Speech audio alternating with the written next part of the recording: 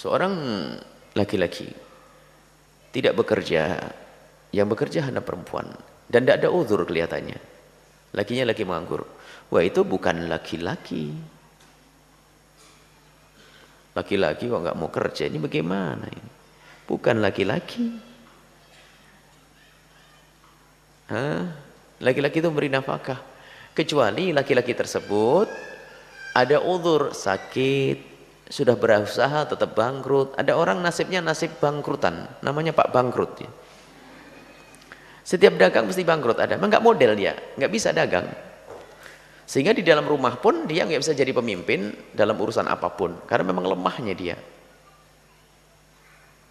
Ada orang semacam itu. Kalau memang ada orang nasibnya suka bangkrut, dia suruh berdagang pun juga bermasalah, nanti bangkrut. Ada ini kisah pada zaman Nabi, ada seorang wanita yang ngadu kepada Rasulullah karena dia selalu yang memberi nafkah. Suaminya itu adalah pailit, bangkrut, nggak punya duit, melarat. Nabi memberikan solusi yang adil. Nabi mengatakan bahwa kalau memang seperti itu, kamu makan dari mana? Kalau suamimu nggak pernah ngasih nafkah. Kalau bahasa orang sekarang, saya punya penghasilan kecil-kecilan ya Rasulullah. Kalau wanita tersebut mengatakan, aku masih punya peninggalan kebun korma dari orang tuaku ya Rasulullah.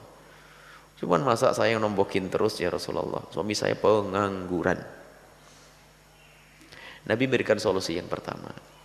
Kalau memang suamimu tidak pernah memberi nafkah kepadamu, pilihan pertama untukmu adalah kamu berhak minta cerai. Kenapa? Sebab namanya makan ini nggak bisa ditunda. Nggak boleh seorang suami ngomong, neng makannya minggu depan seminggu sekali ya, nggak ada. Biarkan sang wanita itu cerai, dicerai, kemudian menikah lagi, mungkin dapat suami yang bisa mencukupinya.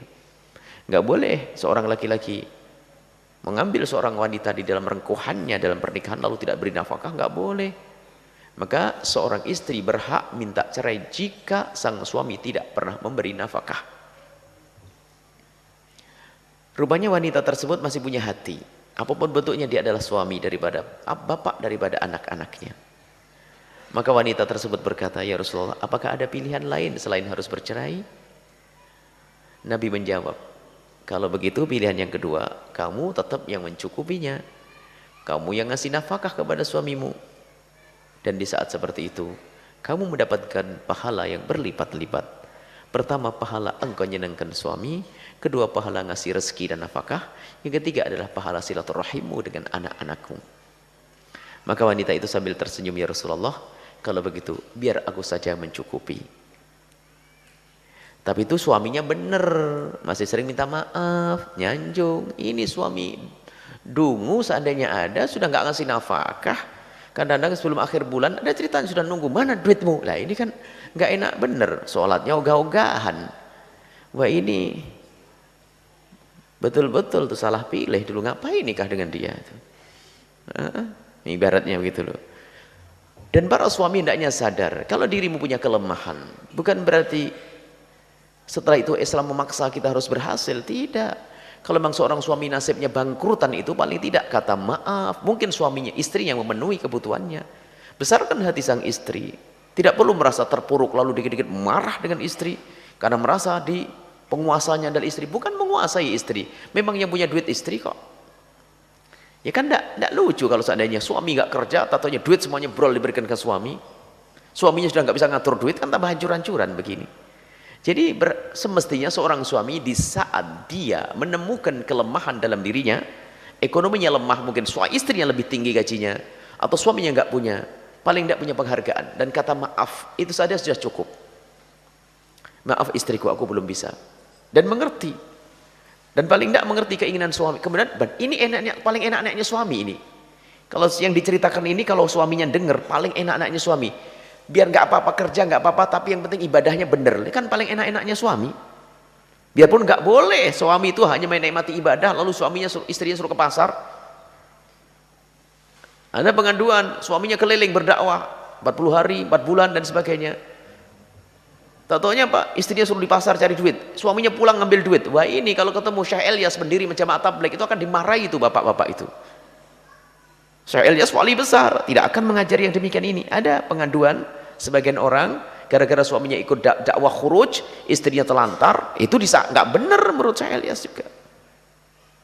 Jamaah tabligh adalah satu perkumpulan yang dahsyat, hebat, tapi ada sebagian orang perilakunya salah. Kayak begitu tadi, bukan ajaran Islam. Mestinya seenak-enaknya suami kalau ternyata istrinya hanya menginginkan meningkatkan ibadah. Lalu solusinya bagaimana? Solusinya adalah datangkan orang yang adil yang bisa menengahi semuanya, menjelaskan, berikan pemahaman. Sebab yang menjadi masalah adalah kadang seorang suami tidak ngerti syukur juga. Satu sisi wanita ini biasanya umumnya, kalau umum itu tidak semuanya. Kalau anggap mereka umum, Anda tidak umum, gitu saja. Umumnya wanita itu kalau sudah punya kelebihan, itu yang gampang muncul adalah kesombongannya. Emosinya cepat naik. Itu wanita di saat diberi oleh Allah kelebihan umumnya, tapi kan Anda bukan umum. Anda orang istimewa. Anda orang-orang aneh. Umumnya wanita itu kalau diberi oleh Allah kelebihan, gajinya lebih tinggi, karirnya lebih, itu sudah mulai sewenang-wenang dia. Mulai ngangkat suara berani kepada suaminya. Dikit-dikit minta cerai. Dan coba diperhatikan, rata-rata janda yang dicerai itu adalah di saat ada kesombongan, di saat diberi Allah kelebihan. Kalau lebih semuanya dikit-dikit cerai saja aku bisa kok. Itu kebanyakan wanita, dan begitulah fitrahnya. Karena wanita adalah lembut, di saat mengangkat beban yang agak berat terasa berat. Beban ekonomi kan berat, bebannya suami dibebankan seorang wanita yang lembut, yang cantik, yang lembut, penuh kasih. Dia harus punya beban nafkah. Maka lihat, mudah protes. Maka kita belum tahu juga yang bertanya itu, yang titip bertanya itu, apakah sebetulnya dia wajar atau sudah mulai meningkat kesombongan karena sudah beri nafkah sehingga sewenang-wenang, dikit-dikit salah, suaminya salah semuanya. Bisa jadi masuk bab ini, karena wanita rata-rata semacam itu. Tapi bukan Anda. Wanita, hati-hati. Siapapun Anda, hei para wanita yang Allah telah berikan kelebihan kepada Anda, hendaknya kelebihan itu menjadikan Anda semakin tawadhu. Kalau tidak, berantakan. Nggak mau dipimpin oleh suami. Mentang-mentang. Karena apa? Anda adalah orang yang lembut. Bukan makhluk lembut ya. Manusia lembut. Makhluk lembut hantu. Anda adalah orang yang lembut dengan penuh kelembutan. Di saat Anda punya beban berat sedikit, merasa berat. Sehingga kadang-kadang kalau sedikit emosi saja langsung cerai saja aku, tinggalkan aku bisa, bisa tolak pinggang di depan sang suami. Wah, ini macam-macam model wanita semacam itu. Tapi wanita solehah tidak semacam itu. Wanita solehah itu adalah mewarisi akhlaknya siapa? Sayyidah Khadijah Al-Kubra, orang kaya raya yang luar biasa di kota Mekah, akan tapi bagaimana tawadhu'nya dengan Rasulullah. Ngerti kebutuhan Rasulullah, kepentingan Rasulullah sallallahu alaihi wasallam.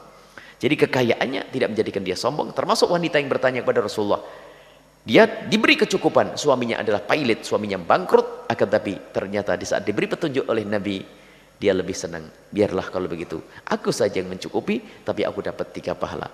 Maka semoga ibu yang bertanya tadi, titipannya tadi, mendapatkan 3 pahala. Kemudian setelah itu, yang kedua, meredam emosinya supaya tidak menonjolkan karyanya atau prestasinya di depan sang suami.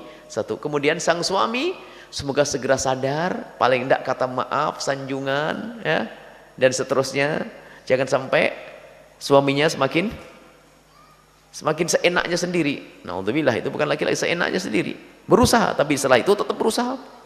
Berusahanya pun yang wajar, jangan sampai berusaha bangkrut malah membebani sang istri lagi, kan repot juga nanti. Artinya tetap berusaha. Dan kata maaf sebanyak-banyaknya. Sudah dua-duanya kalau mendengar, insya Allah selesai setelah itu. Suami yang dengar suara ini, barangkali suami yang bertanya tadi, bahwasanya Anda harus berbenah, tingkatkan kemuliaan akhlakmu. Sanjungan, terima kasih pada istri, kata maaf itu penting. Karena Anda lemah tidak bisa nafkah, dan istri yang telah mencukupinya tadi, tolong ditata, redam kesombonganmu. Jangan sampai yang menguasaimu adalah kesombongan. Kemudian setelah itu pikir pahala yang besar di hadapan Allah Subhanahu wa taala, apa yang kau lakukan. Kemudian setelah itu, kalau memang permasalahan harus mendatangkan seorang penengah, datang kepada seorang ulama untuk bisa memberi nasihat bareng-bareng sehingga semuanya akan semakin indah. Wallahu a'lam bishawab.